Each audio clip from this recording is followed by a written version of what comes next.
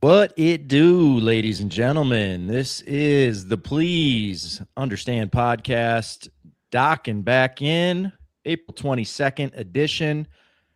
Wolves in playoffs, Wild in playoffs, NFL draft sneaking up upon us. Maybe a little Twins, maybe a little other random stuff at the end, but it's a power-packed pod. April, busy sports month, and I kind of need it because the weather, Phil, as you know, we haven't been able to get out and play too much golf. We haven't even been able to have a bunch of fires lit in his driveway to this point, and it is turning the corner into May. It's a damn shame. Damn shame. That's all I gotta say. We've turned the corner, but we'll get into it here shortly. As always, subscribe to all the feeds. It would really go a long way for us. Spotify, Apple Pod feed, YouTube, TikTok, X. Help us put these packs on the table, because right now I feel like nobody is doing what I'm telling them to do. All right? Stop right where you are in your tracks, hit subscribe, and move on with your day. You don't have to continue listening to this. A couple clicks here or there. I mean, damn. It's casual talk anyway. It's all good. It's just Minnesota casual nonsense. You're fine. You're fine. This isn't gonna come back on you, probably. So, fellas, how about we just dive right in? I feel like we're gonna probably spend a good chunk here with this Wolves Nuggies. And we got some other topics as well, draft, things like that. Wild, of course, puck. We got takes. If you want to stick, Hags, I was just gonna say, if you want to stick around for casual talk, wait till we start talking NFL draft. I know. I'm wondering if you guys have even cracked the textbook on that at all yet. But either way, right? Like we'll get to it. I've got some things to say. Wolves Nuggets 1-1. Both games in clutch time. I think they said on the broadcast the other night we were the only game in the first weekend to be in clutch time. I mean, it was. NBA at its finest, just 7 out of 8, just unwatchable games, of course.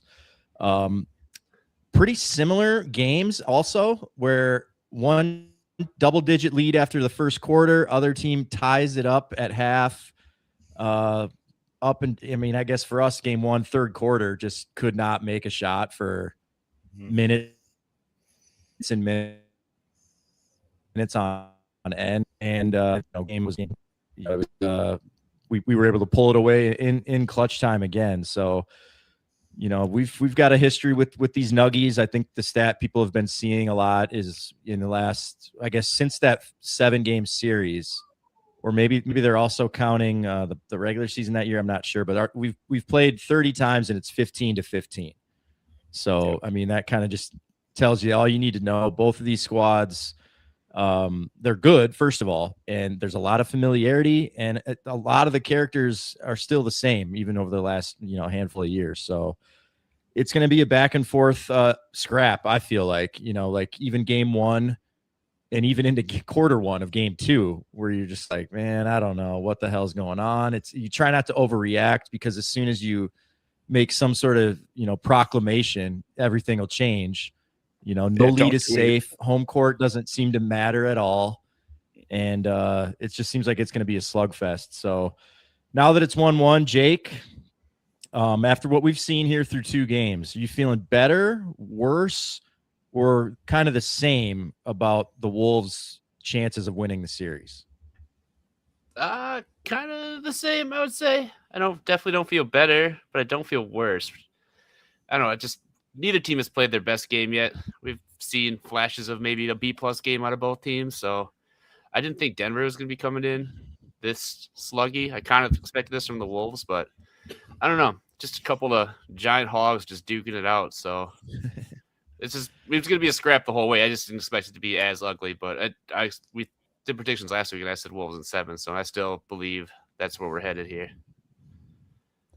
What about you, Phil? Yeah, I guess, recency bias, I would say slightly better, just because you've won the most recent game. And you played, first quarter obviously was nothing too special, and had a nice comeback there in the second.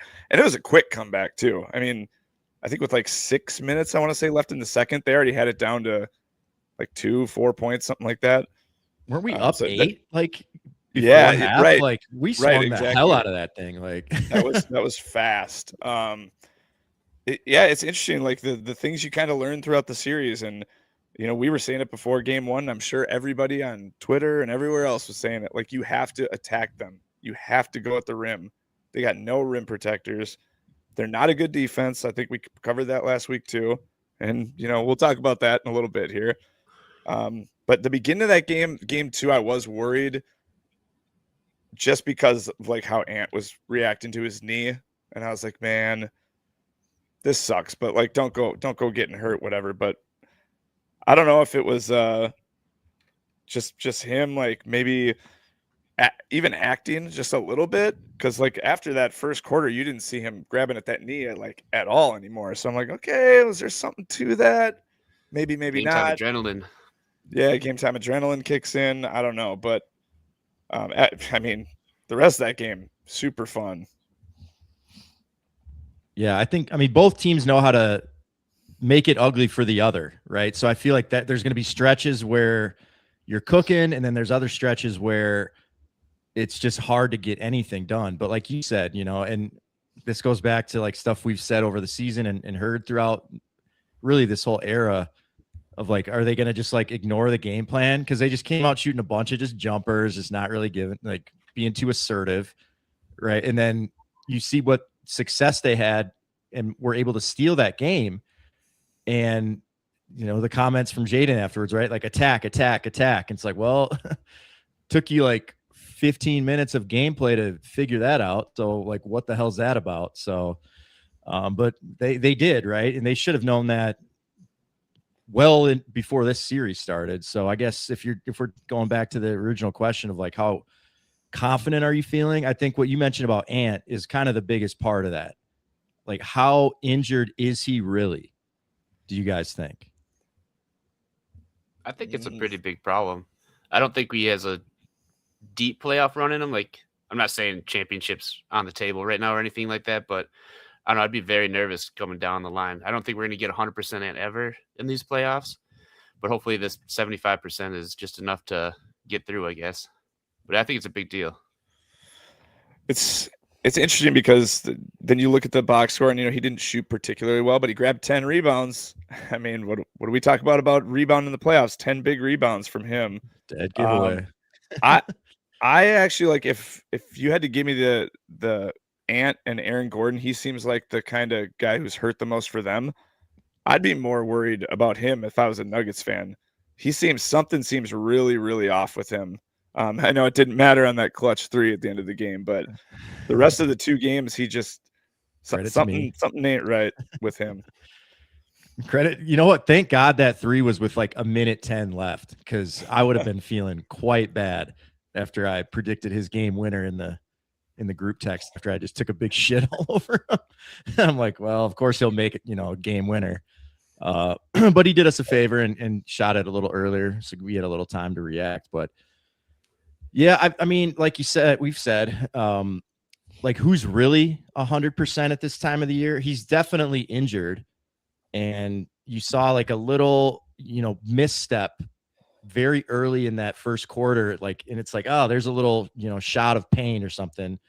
And I think it definitely is probably tougher to get going. And once he's in the flow of the game, I think then it's not as bad. But I feel like he's more out of shape than anything else. So that to me is like number 1. And then number 2, I feel like his just rhythm is off, with all like a lot of his offensive moves and things like that. And certainly they're showing, multiple defenders at him to taking him out of his rhythm. But I'm not as concerned about the injury, I guess, as Jake is. But a lot of that is just from the, what we've heard from the team. We're like, yeah, he's going to be fine, all this and that. But it's like, well, our training staff.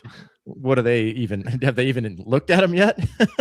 I mean, it's on the to-do list probably for sure, but it's in the numbers, right? And some of his jumpers just look like, they don't have the legs to it. So it's like, is that the knee, or is that the fatigue and like, obviously altitude, right? We got to have some of that.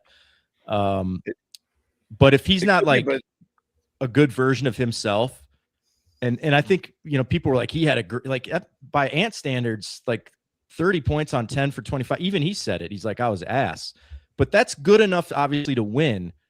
But we can't just be getting, like a B- out of him for a majority of these games. Like he's going to have to be the guy that we know him as to win the series, I think. And then beyond that, right, that whatever. I mean, it's probably not going to get any easier for that knee as you continue to go, but like without him, we're not making any noise. And I think that was the first quarter. A lot of the X feedback was like, well, if he's hurt, we're done, because he wasn't like looking that great. But pretty quickly we've seen him go to the locker room a lot of the times, and then it's like, yeah, guess what? Not an ACL. He just had a pretty sick dunk. So it's hard to know, really.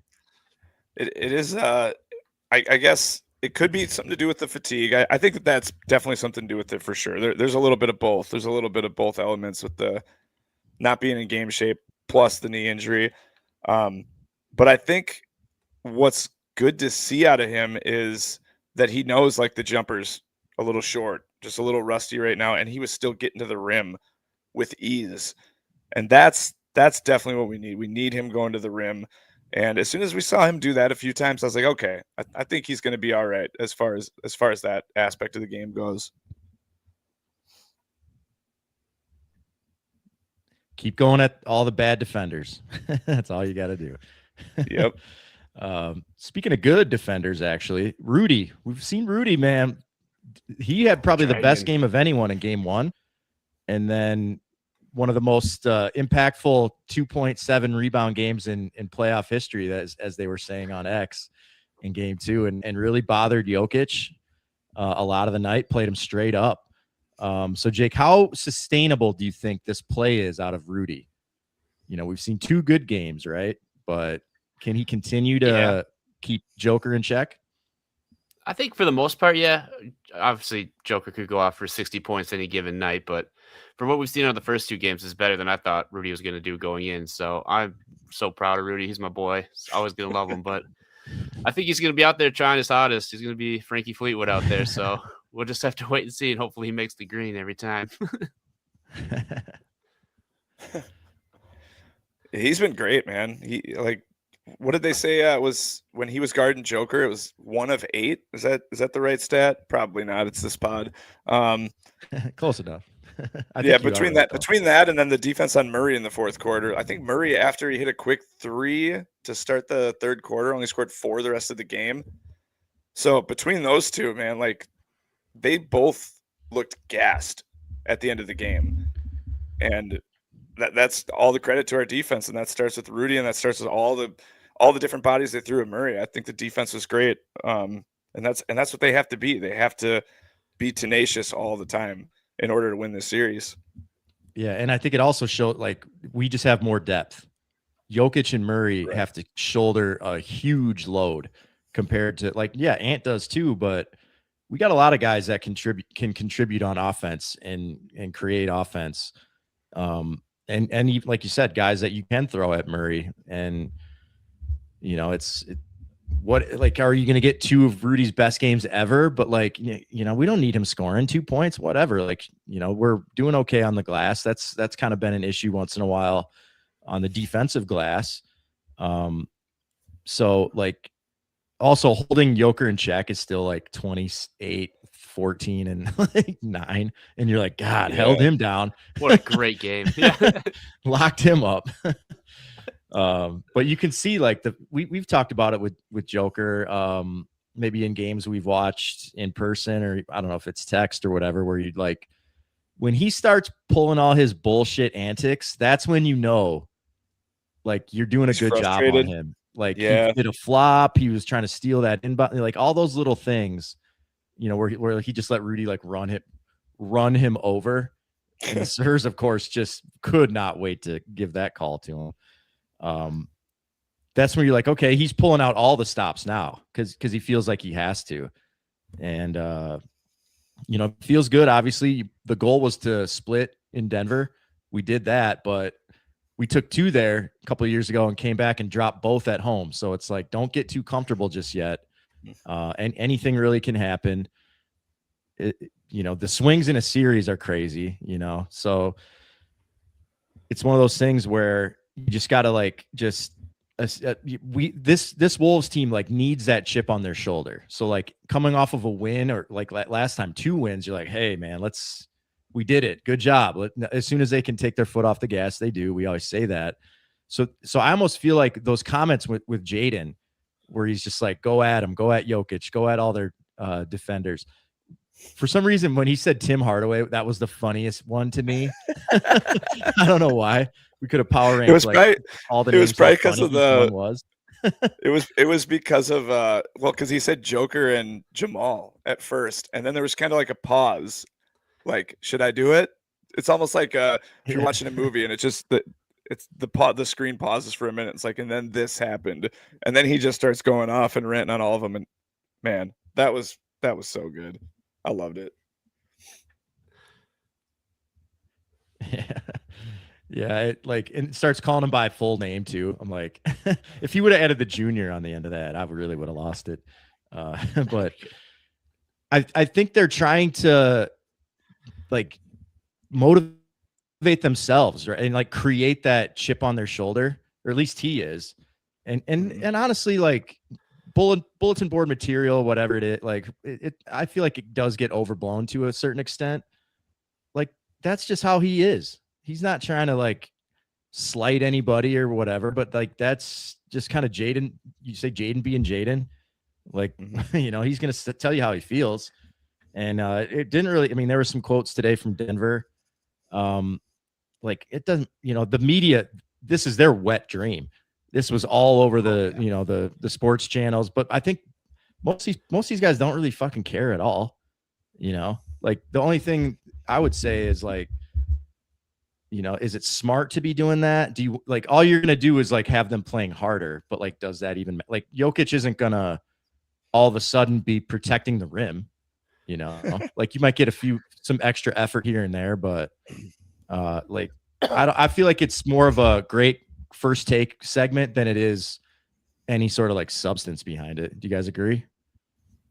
Yeah. Oh yeah, definitely. It's just more of if you're not ready for the playoffs, I guess right now, that's not going to be the thing that makes you ready for the playoffs if you're not ready now. So I don't know. It's awesome and hilarious. I love that they're saying oh, we don't care at all, or whatever. We're doing our own thing. It's well, because they know they suck at defense. There's nothing they can say about it. So yeah.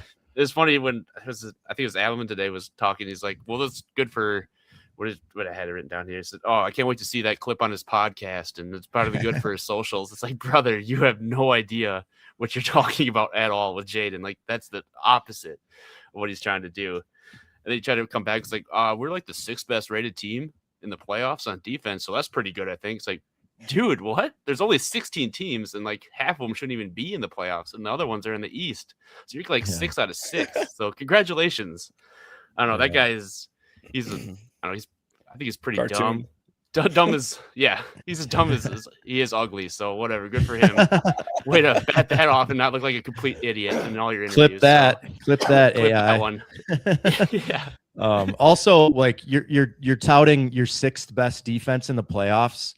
Where a third quarter where we just missed every shot is carrying a lot of the weight on that. So you're welcome. It's not like you guys were locking people up or anything. It was just hey, you got 6 straight minutes of misses.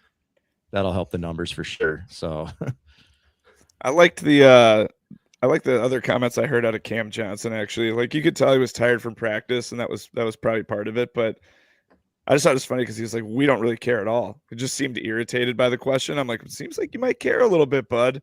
I just think it's funny because there's 2 ways to look at this. One is, don't motivate them. Don't give them the bulletin board material. I don't really believe in that. If you can't take shit talking here in the NBA, then what are we doing here? In the playoffs. So that doesn't really, I don't believe that at all. But I think Jaden, maybe he's hyping himself up. And it's in the heat of the moment. Imagine getting a microphone in your face, after a battle. Like I'd be saying all sorts of crazy shit. When I think there were some people like, the tinfoil hat theory where it's like, well, maybe that'll make them try harder on defense, and then they'll be more tired on offense, which is what they're better at. So I just love that too. There's been so many of them out there, and chess moves. ESPN, you got like all the greats on there, but Danny Green said today he better stand on business because this is wild. And I just wanted to shout out this tweet because it was so good. And Aaron Wolfsback on Twitter goes, "Oh, what are they going to do? Run even more Murray Jokic 2-man game?" I just thought that was great. What they'll do, like the next time we go to Denver, like if anything he does on offense that doesn't work, we'll get some sort of reaction to it, which like whatever, I'll just fire him up. Yeah, good. Like, and also who's still using a bulletin board, guys? Come on, we're beyond that in 2026. But yeah, I think it's just like it's a lot about nothing really. It might just inspire some strategery out of Jake's boy Adelman. Like, are they going to play a little more zone? Like what else can they really even do other than like score the ball more? Like that helps your defense. Like just when we're taking it out of the basket all the time, like to me that's kind of how they can counter. What do you anticipate? Any sort of change? Like what levers do the Nuggets have to pull? I guess like we talked about their depth. Like you sent a clip the other day of Spencer Jones just getting clowned. So it's like they don't have a lot of choices to really, other than it's just like, hey, we got the best player in the world probably, and we need Murray to be like right there alongside him, and hopefully these other guys just knock down open Jays. But what are the adjustments? That's the only lever they got is just offense. They just have to be better on offense and bring their A+ game, and just hope our defense stumbles a little bit, and then we just have another off night shooting. That's the only way they would be winning these games. It's the same with us though. The only way we're winning these games is if our defense just locks them down. We're not going to outshoot them at any game. We have to stop them, and then hopefully we get some buckets in. I think the biggest problem they have, as far as we were talking about their depth, is I mentioned earlier, if Aaron Gordon's not right, or if he's in foul trouble like he was in game 1, they don't have any other bigs to put in because they're not going to play Jonas alongside Jokic. I would be pretty shocked if that happened. But they don't have any other bigs. No way. Like he got a little stint even in game 2. Yeah, like they're kind of giving him the Ingles 4 a little bit. Yeah, you got the Ingles 4 out there. Just to pop in and like just bruise dudes up. I think he may actually play a little bit more. Maybe a little bit, but I think the strategy behind that would be to just bring him in and beat the shit out of Rudy. If Rudy's on the floor in that like start of the second, non-Jokic minutes, which are huge, I feel like they're going to be like, dude, let's go wear him down and try to maybe even get under his skin. I'm looking for some like shenanigans to unfold here in the next couple of games because like we will take all smoke. And maybe not game 3. If let's say we win game 3, like, I don't know what, not necessarily blowout, but like we're in control, get the win. Then game 4 turns into like pull out all the stops. And like, we know these Wolves can be hot headed. Can we get, Scott Foster will probably, we're anticipating him in 3 or 4, but they may, knowing Silver and the rat he is, he may save it for a 6 or a 7, 6-7. If it's like a clinching game or something to really stick it to, because we know he hates Rudy. He's the new Chris Paul for him. So I don't know. Jonas, could he play a little bit more? They tried like a non-center lineup for a little while the other night, and that didn't work at all. So it's like, what do you guys have other than, are they going to just play Jokic and Murray like 43 minutes and be like, even if you're tired, that's better than the 5 or 6 minutes where Jokic is not in? Like we just can't sit him ever. It feels like if that is the strategy, then they look tired at the end of game 2. So if that's the strategy and they have to play damn near the whole game with the depth we have, they're going to be tired at the end. So you better hope that they have like a solid sized lead. Otherwise, I don't know. They just you saw the stats between the two of them in the fourth quarter. They were just gassed. They had nothing left. It was kind of poetic. I think I texted you guys that Jamal missed that last like 18-footer or whatever after all of his 4-point plays and his half quarter. And I've seen some stuff from Nuggets fans too. Like they don't love how he plays off the ball. They don't love how his shot selection. He gets kind of wild at times with where he's taking jumpers from. The problem is he's just such a great shot maker that he makes a lot of those tough ones. But it is interesting after a game like that, after a fourth quarter like that, seeing it from the other side, how they kind of react as well. Yeah. Jake's over or under 6.5 4-point plays in the first quarter of game 3. Good line. That's a good line. If Scott Foster's there, over. Otherwise, if not, I'll take the under. 6.5. That shit was crazy, man. There's a couple that are like, dude, like the one that was the worst. I don't even think it was a 4-point play, but from game 1, I think it was Spencer Jones in the corner. Yeah. Where it was like a second and a half or two after he released it, and then like Nas kind of like we had the ball gently, past half court. yeah, we were well on our way. And then the cert, like that, honestly, like you hate to say that, but like I feel like that's a big key for them is getting us in foul trouble, selling some calls, getting us frustrated with the the officiating is going to be terrible. Like you can say whatever you want about like X's and O's and all this stuff, like who's going to have a good game tonight, who's not. The one constant we know is the officiating will be dog shit. And we, as Wolves fans, we just hope there's a little bit of that on both sides, and I'm good with that. And I felt like that's how it went in game 2, and even game 1. I mean, there was a lot to complain about, from the officiating, but like we played bad. I'm not like I'll bitch about some of the calls, but I don't think that was like moving the needle for us winning or losing that game. Like we played bad and deserved to lose, and that's exactly what happened. So I if there's anything that costs us any sort of games, like there was a lot of fouls in that game 2, but nothing that really like, I guess Rudy picked up 4 somewhat early, but it didn't seem like foul trouble was like a huge issue. You know, that to me is something that is going to be important. Like we can't be having guys getting in foul trouble, especially Rudy. Like we saw, and then Julius, I think, had 3. And Jaden had 5. Eventually, like he was right. in foul trouble, but yep, I don't think he was having to come out like early because of fouls or anything. But then you saw like they were kind of trying to protect Randall from getting that 4th, and so we threw Nas at Jokic, and it was just food. Like that's where it's like, man. I mean, we don't have. I mean, nobody can guard Jokic, right? But at least Julius has a little like strength to try to at least keep him from just completely backing you under the basket and just carving you up. So, I mean, the Sirs, they're going to play a big role. And I feel like that's terrifying. It's unfortunate.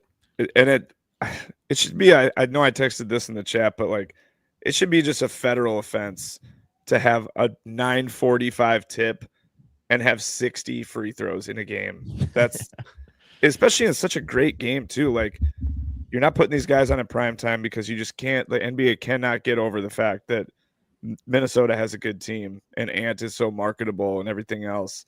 They would rather just stick us in the 9:30, like no matter what. And it sucks big time for the NBA, big time for fans, because this is easily the best series in the first round. And that, like, even not being biased, it's not even close. These are what, 2 of the 7 best teams in the league? I know we're the 6th seed, but like we know that's by choice. by lazy choice. Yeah, like putting Houston, LA. I know it's LA. Like, let's all just, bend over for the big markets, but like have fun watching that series, ABC. You're getting exactly what you deserve, you fucking dipshits. So whatever. We're going to have some late nights. At least the next 2 are like reasonable. Thursday, Saturday, like it's not terrible. Like you're going to be up late on Saturday, probably regardless. So, but man, big games. If we can just hold serve at the Target Center, which we never do. I feel like we lose a lot of home playoff games. We getting KG? Has there been any word yet? I haven't heard, I mean, Nothing. who knows? I feel like they would keep a lid on that, but Got the trees, the blackout. both That's games, yeah. right? Yeah, Yep. we'll be interesting to see how that looks. That Spurs setup the other night was awesome. Yeah, I'm sure that you was guys sick. saw That was that on pretty sick. Twitter. That Yeah. was awesome. Yeah. Fiesta boys. Yeah. Before we pivot here, we got to mention Dante, Elite Goku. If you're out there, dog, have you come around on him a little bit? He's been massive Man. in those 2 games, and he was everywhere game 2 and hit maybe the biggest shot of the game right after Yeah. Automatic Dante. the foretold 3 that was coming from Aaron Gordon, and he just came right down the next possession and canceled Didn't that even right out. hesitate. That was Yeah. great. And just The his automatic. I love that. who called him that? Austin Rivers. Austin Rivers. Austin Rivers. Uh, Yeah. Austin Rivers, They all the started joining in. Austin Rivers, the former Timberwolf that all the Nuggets fans are mad about, that is on the broadcast. Austin Rivers never played for the Nuggets, of course. Or more games for the Nuggets than the Wolves. Right. Idiots. And then everyone just equally hates Brian Scalabrine, so that's fine. But Yeah. like, fair. don't be. I didn't even know who it was on the broadcast until you said Can't something tell by his later. I was like, voice. oh, I'm like, okay, yeah, got it. that would not be the voice you would associate with him. And I ain't trying to stand for any slander on Grady at all. Like, No. you're just being a little bitch if you don't like him and you think he's biased against you or whatever. Like, and maybe he is a little bit just because you guys took an L. But Dude, Grady's gonna be calling the NBA Finals. So I would fucking warm up to him now while you're at it. Grady with I don't know, with 9 or 10 minutes left in the fourth. Maybe it was actually a little bit further than that, but Denver took a 5-point lead, and it was Bruce Brown, Christian Brown, like a play, and he said, "What can Brown do for you?" And I was like, "Tonight ain't the night, Grady. This ain't the night." So hey, that's such a completely unbiased call to come up with some shit like that. So back off our boy, all right? And then shout out to Austin Rivers for calling him Christian Braun. I thought that was just beautiful. Yeah. So that maybe that's why they're all mad. Also, one more note on Adelman. 'Cause I feel like maybe Jake, I don't know if you deserve a plaque or something. This might be the first time somebody's been awarded a boy on the podcast. So live boy creation. Good job. Yeah. Shout I'm out to all him in, and brother.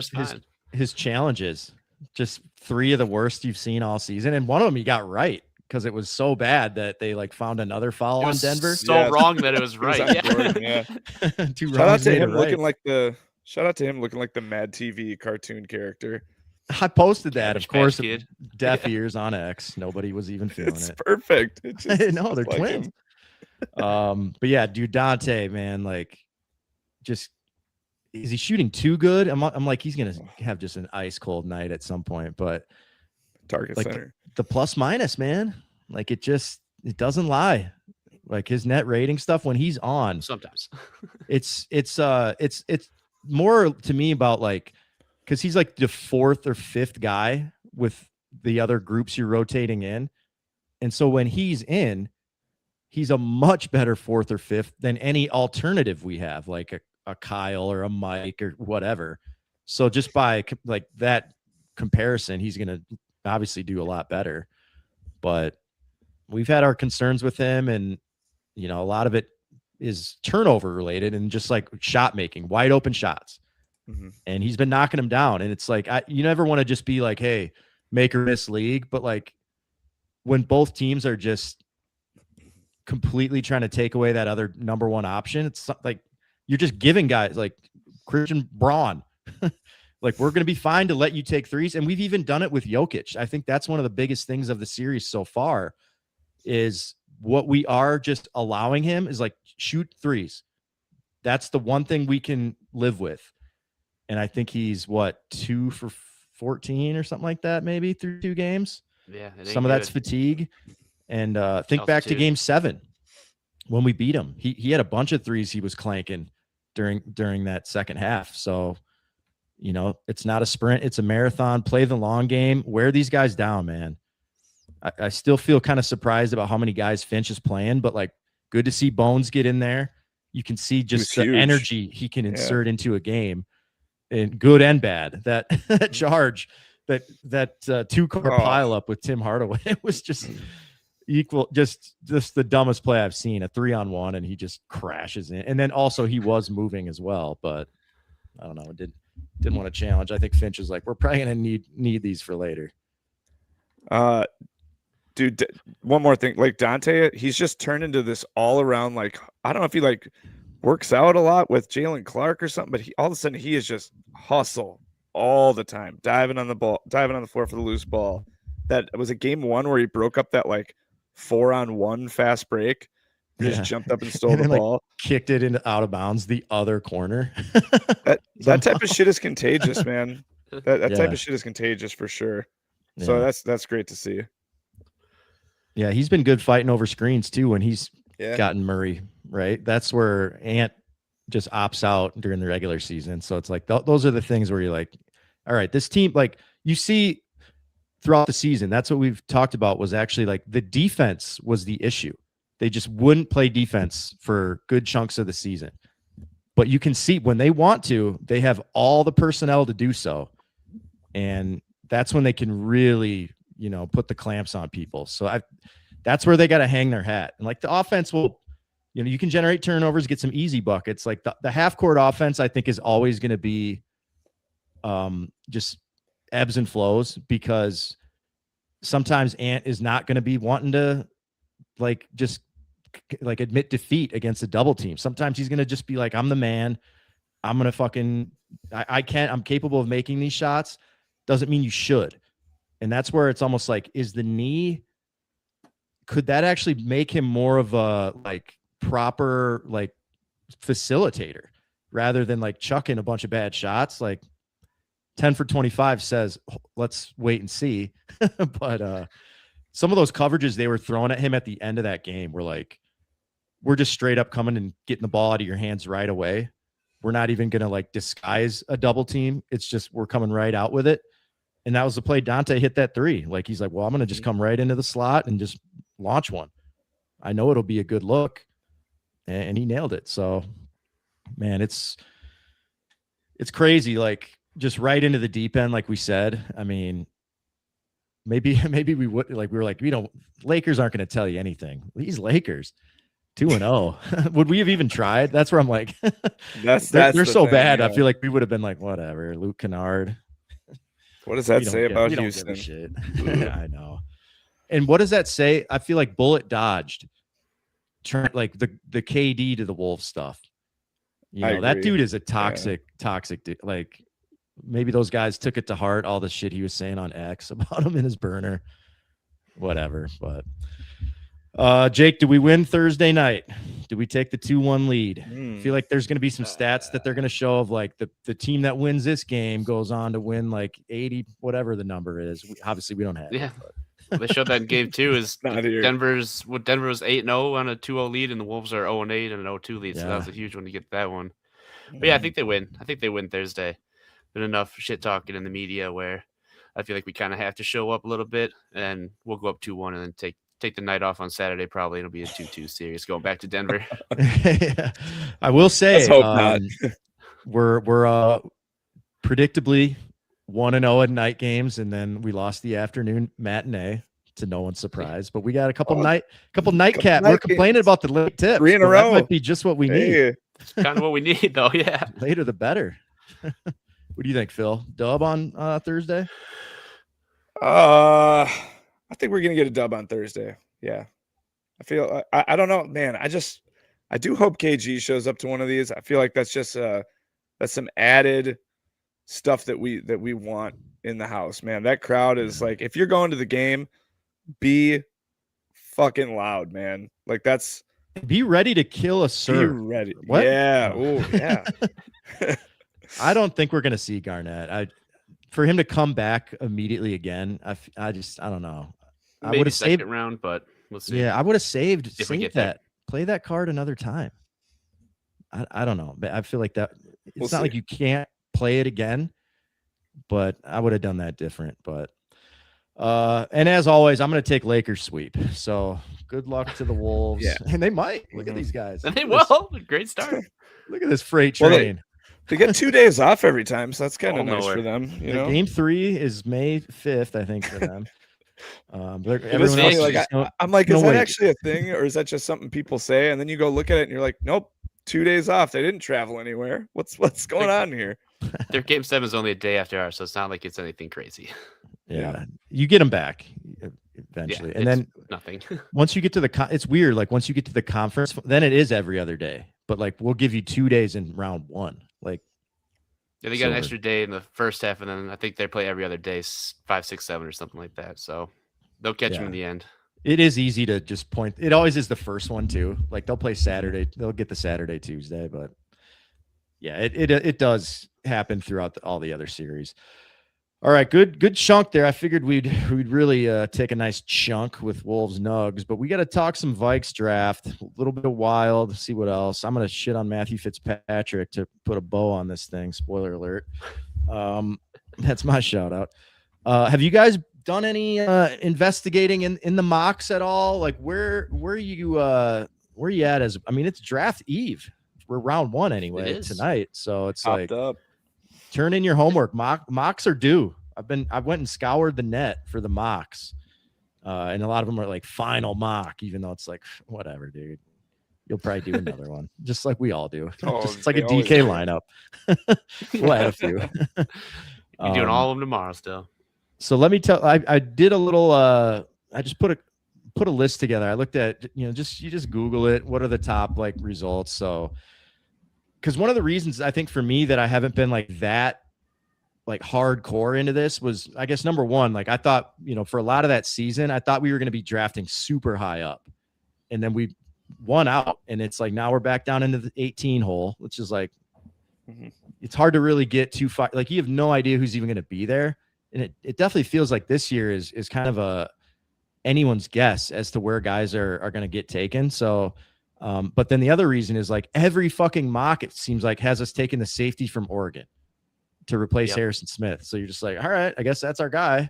Like, do I even research any of these other dudes? So 3 of the 6 I looked up had us taking him.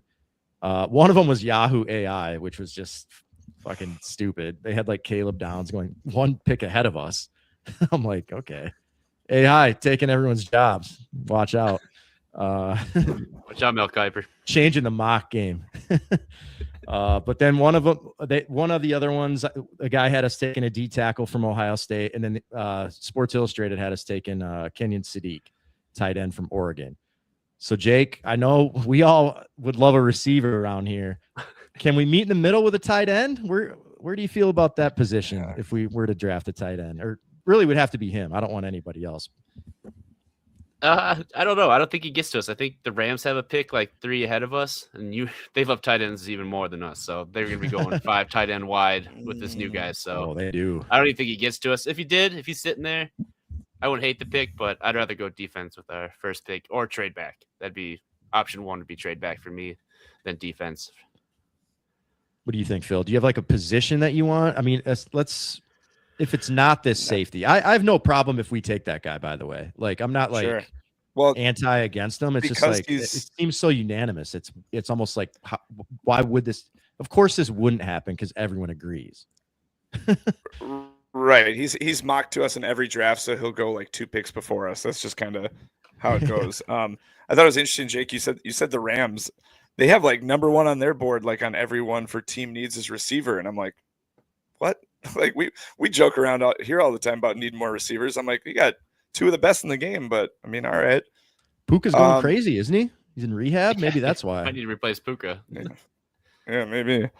I'm more like wanting help in the secondary. I just think that's the biggest weakness. I still don't know what they're gonna do at center.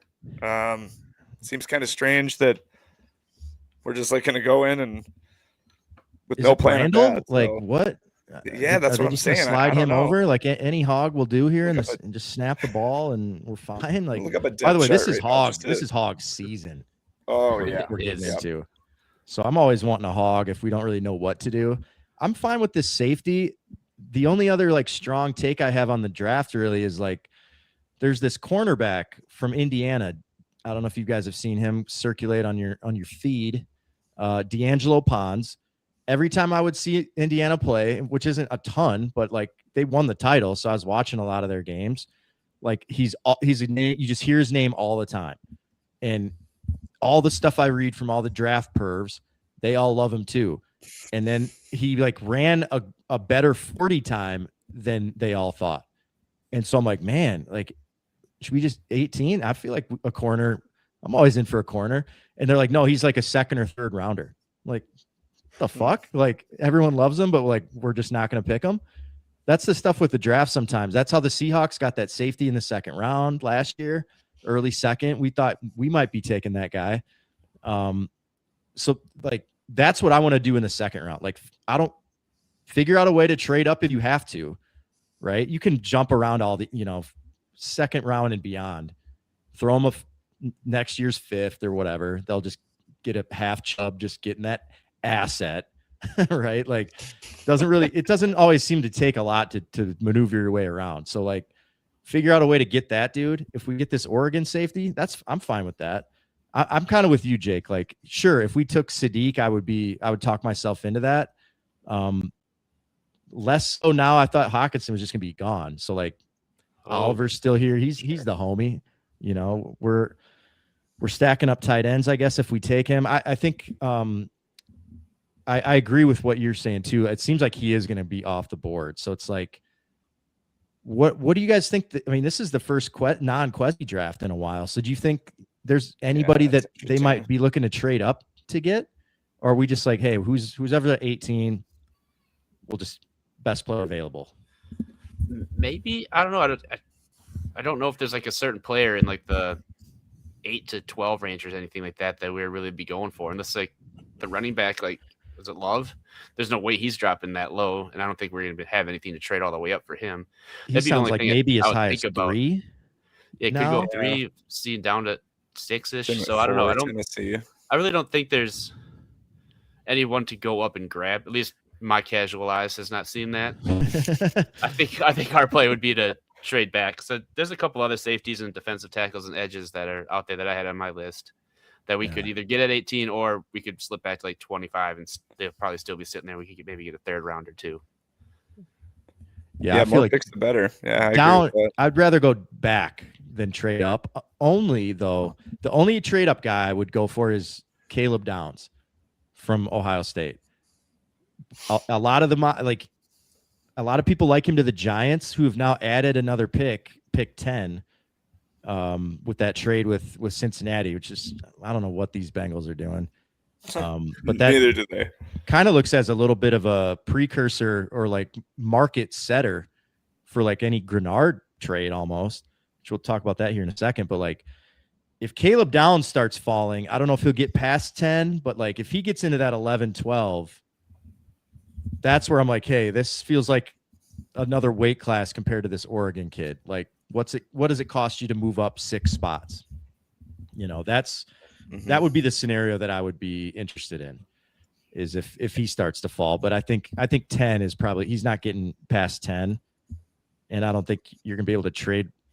I don't know if the Giants are looking to move. Maybe you jump up to 9 or something, but he would be the one guy that I would consider doing that for. But like, we finally have a draft where we have a bunch of picks. Do you want to just go, burning those right away by trading up? Like, I don't know that that'll be the case either, but interesting little test case here with the new got new people in the room leading the draft. So it'll be very interesting to see how they navigate.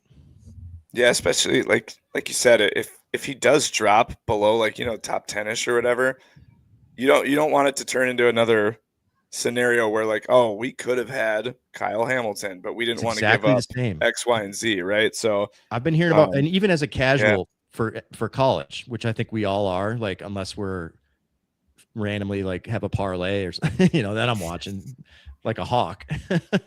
But we've been hearing Caleb Downs for years, how good he is. And now he's in the draft.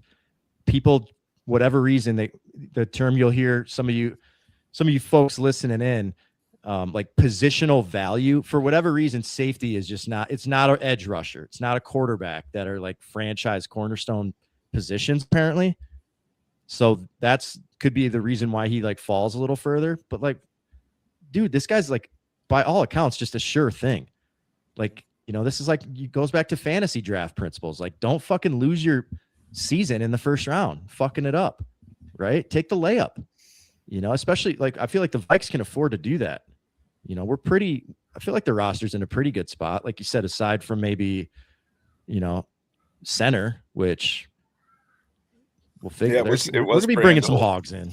It was Brandon listed as number 1 on the depth chart. So, yeah, got me. I really would have thought they would have done something with that, but because you have to list someone. Like, has he Right, ever played exactly. center in the NFL? I honestly don't just even last know. year, I guess. Was he? All right. That's who stepped in, right, for Kelly most of the year. So, but Yeah. Casual of me to not know.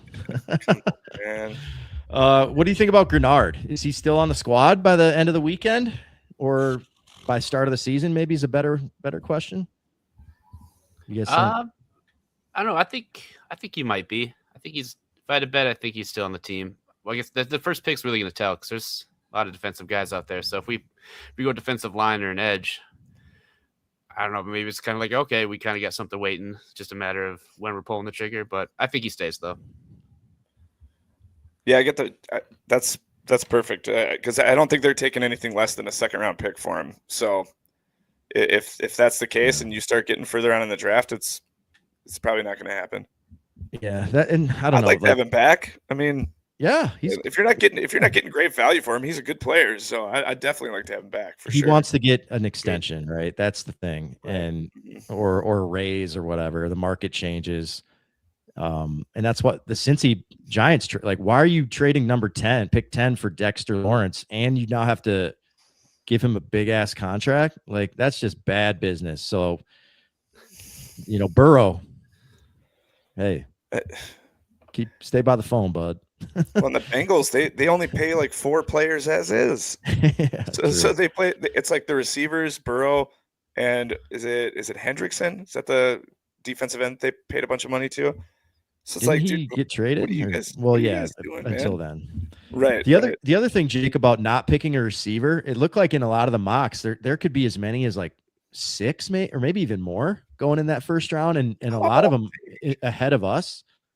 So like that pushes all the other positions just further down the board, that you'll have a better player at your disposal than maybe you normally would, just because everybody's receiver happy, as they should be. As it should be, yeah. Can't have too many of those.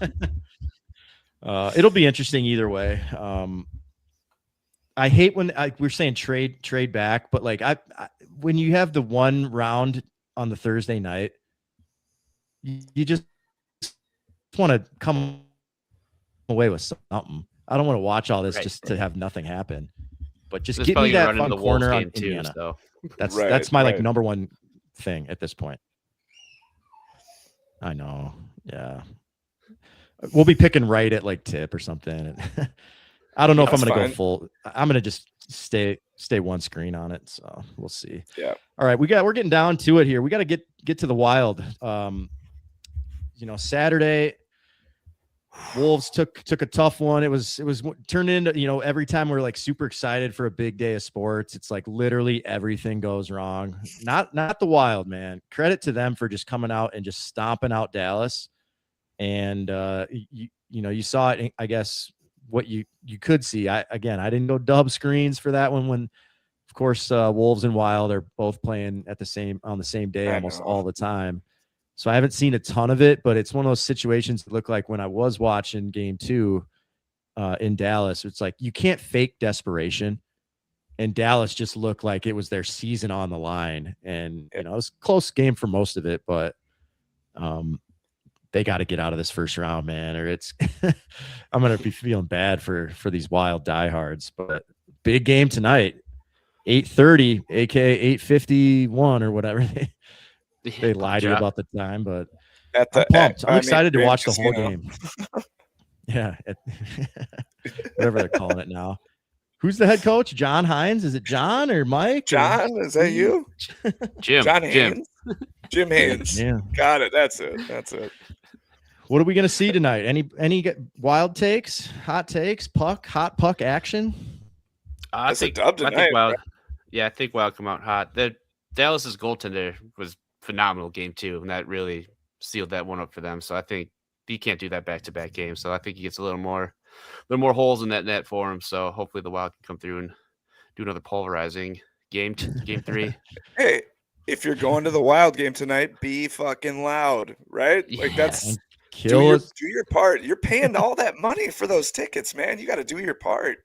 Yeah, and if you want to throw a brick at a sir, I mean, you might Also, as well. please. It goes without saying. Like, Feel free, even if they're doing good. You mentioned it, like some of the saves that guy had for just the times where I was watching, and maybe I'm a casual. Maybe you puck knowers can drop this in the comments or whatever, but it looked like we had a couple shots that went just right at his glove. Like it wasn't like he even moved. Now I'm sure it's like he's positioned that it's positioned there for a fucking reason, I'm assuming, but it looked like it was just one of those things where like we just went right where it was. And it's like if it was just a little different, we would have had a couple extra goals to work with and maybe got out of there with a 2-0 lead. But it's like, dude, like, are they going to get that kind of performance out of him every single night? Because I mean, 6 goals to then what we saw in game 2 is like a crazy turnaround. Because what were they talking on the broadcast of like, should we bench this dude? Should we go to somebody else? Like that's always one of those things in hockey where it's like if like your closer doesn't have it in playoffs, you're like, do we got to just throw somebody else in the 9th? Like this guy's struggling. You're like Cole Sam's pitched the 8th and the 9th. Is he the closer? Breaking news. Maybe. I don't know. Nobody knows. Really. Jim Hines, maybe. Come on, Jim. Bring it tonight, bud. Yeah, I'm excited to watch it. I think we've talked about it with like just how tough the NBA is to watch. And then you put on any other sport and it's just like like soothing. It's just so much nicer to see. Yeah. Yeah. It's just not, it's a sport being played as it's intended.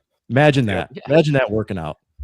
I asked some people that are big basketball fans this week that don't have, they don't have a team that's in the playoffs. They don't have that either. They don't have a team that's in the playoffs. And so I'm like, well, how can you watch any of this NBA? And they just either don't, or it's like really difficult to even watch. And I think we've said it before. It's not the same in any other basketball league in the world. You flip it on, it's not the same game. And I really truly think that after the finals last year, when all that national media complaining about it and nothing changed, I don't think anything's ever going to change until maybe Silver's gone. So if anybody out there, I'm not saying, but I'm just saying. You're saying disappear him? I'm just saying. I'm not saying that. I wouldn't say that either. I'm just saying, man. Yeah, it's tough. So I enjoy watching hockey, and you get the 20-minute, go get some shit done still. It's like it's just an easy way to watch, man. I love it. Yeah. But yeah, it's even still like it's gonna be a late one again. And in hockey too, like they're over. They could go all night. They had one the other night. There was a double overtime. I didn't see this until like the next day, but like there is the Sirs are a little bit. Their challenging is crazy. They had a call overturned from some like an offsides that happened like 30 seconds prior. Like there are no parameter. Like, can I challenge something from like a period, last period? Like we might need to get a little bit in play. And we got burned on that last year. I recall. And like they were reviewing something like I don't know what it was exactly, but they like looked away and found like some small offsides, like away from the play, took a go ahead goal away from us. So it does happen there just from the challenging perspective. But for the most part, like, nobody's flopping. These guys are trying to kill each other. It's embellishing in hockey. And they, guess what? As they should. They do. It's frowned upon. Imagine that. Imagine that. Two of the night. Hawk. Yeah. Just crazy.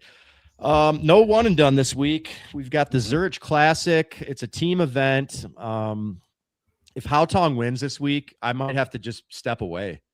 Like we can't, like after that Fitz bullshit, of course he goes on and wins the Heritage, like almost wire to wire after we were just all over him for the Masters. I don't know, man. Like it's just, I've just had it. I had him in my one and done for that. I was like, since we counted on him so much last week, I got to pick him this week. Sure. Did you do it in the Mayo? Yeah. No, it was either the male or the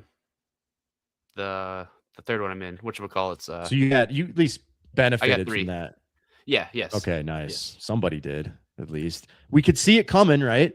That's one of those things that just irritates me. It was like, you're right, but you never get paid off on it. Like, we knew this guy was playing great, and he couldn't get his shit together at the Masters for whatever reason, and then just comes out to Heritage and beats Scotty Scheffler. Like, fuck this, dude. So if horrible chip on 18, if Haotong wins this week in the team event, I'm like, I'm done. Like, yeah, that's it. The dark magic, we can't be playing around with this anymore. Yep. So I don't know. That was gonna be my shout out, was just to rip on Fitz, but whatever. Like, he does seem like a decent enough dude. Like, he's a good sport with all the, there was a season on Netflix, I think, a Full Swing, when he won the US Open. Like, he gets a lot of shit from the US crowd, and he will at 3M if he shows his face. But he's good about about it too. There's a clip too at the beginning of the playoff hole between him and Scotty where the sir was there. It was just like, okay, everybody shake hands and introduce yourselves, like they didn't know who each other was. And then Matt Fitzpatrick just went up to this guy like, hey, I'm Matt Fitzpatrick. And then Scotty just laughed and shook his head after shaking his hand. It's like, that was pretty funny to me. Dropping like, of course a they dad know who joke. these two are. Yeah. Right. Yeah, it's we need a little break. I didn't like the signature event right after the Masters. You do kind of like, it's a way to not go full cold turkey after you just watch golf for 4 straight days. It's a little ease out of it, but now it's like, I need this. I need to just not look at PGA for a little while. And then I think it's like 3 straight like signature events, and then like a major right after that. So we're right 2 back signature events in the PGA. Yep. Yeah. So 3 straight weeks of pretty critical. We need, again, still need a winner. Slipping back little by little, but we'll get it back. It'll be fine, I'm sure. So a lot of golf to play. A lot of season left. I got one shout out I think that should be brought up here. I don't know if you guys saw the Lynx deal today with the Victory Plus. It's What is that? So it says Minnesota Lynx have announced an agreement with Victory Plus as the team's new local streaming partner. Deal will provide free streaming access to all local Lynx games. That's a huge step in like the right direction for this, because this FanDuel crap is garbage. So expensive. All the stuff with like people can't watch some of the playoff games because they don't have Prime, and then another game's on like Peacock, and then it's all garbage, man. You shouldn't have to pay like go back to cable. Hundreds of dollars, to watch your local team. It's garbage. So props to them. That's pretty cool. They did that. And you can buy the WNBA pass too, I think, for all the away games, and that's only like $30 for the whole year, something like that too. So it's very affordable. So you can watch every Lynx game this year for like $30, which is awesome. Hell yeah. I will. I assume it'll just be like an app you can download. Yeah, I'm sure it's just like the FanDuel app. Yeah. Yeah. Okay, that'll work. I mean, because we've got our ghetto workaround for all the other. Yeah, me and Hayes we're on the black market out there, so we'll have it no matter what. But they don't do WNBA. They do if you go to the channel. We could go to like it's still called like Fox Sports North. That's where I was watching the Lynx games last. So year. That's where FanDuel, but right, yeah. But will they just like put these games on that feed? I don't know. I don't know. But if it's free, I'll download the home ones the for app. free at least. I don't care. Yeah, we'll get the home ones for free. That's good enough for me. Yeah, it's nice to see something like somebody anywhere in America just doing things that make sense. Could it helping be? Helping the fans for once. It's rare these days. Imagine that. There's the turkey for you. All right. And we're going to be out at the PBA on May 12th, everybody. Come on out to the lanes. Speaking of turkeys, the electricity in the lanes. We're looking to see EJ Tackett and the boys. I'm not sure exactly how far into the season we are, but it may even be free. So it's a cool thing to go have a few beers at, and we'll see what the Sirs are like in the lanes. See if they got it figured out. I would imagine they don't. Spoiler alert. It's lawless. That's even better. So call your own foul. Sick. Call your own. Yeah. Call your own lane violation. Yeah. Maybe. All right. We'll have to check the feed. We'll be up bright and early tomorrow, 8:30, checking for Scott Foster. But for tonight, it's all about puck. We got to get a dub here. We've got a curse. It's hanging over the whole city. Anybody can break it. Wild, they're in a good spot, man. This is critical. If they drop this one, imagine the local coverage. It's gonna be terrifying. Yeah. These guys are gonna be butthurt. Can't have City it. might burn. Yeah, let's just make this nice and easy tonight. Another 6-1. Wasn't that what it was on Saturday? Oh, That's yeah. fine. That Please. works for me. That works for me. And then maybe we can go to bed early. What? What? Yeah. Nah, dude, you got to watch Never. Thunder Suns. In case Dylan Brooks stabs someone. No, well, that'll be Silver. He doesn't want you watching. Twitter. Check it on social the next day. Silver doesn't want you watching these games and seeing how bad they really are. Yep. All right, gang, go wild. We will catch you next week, and we will talk about the new receiver we drafted. All right, gang, take her easy. Peace.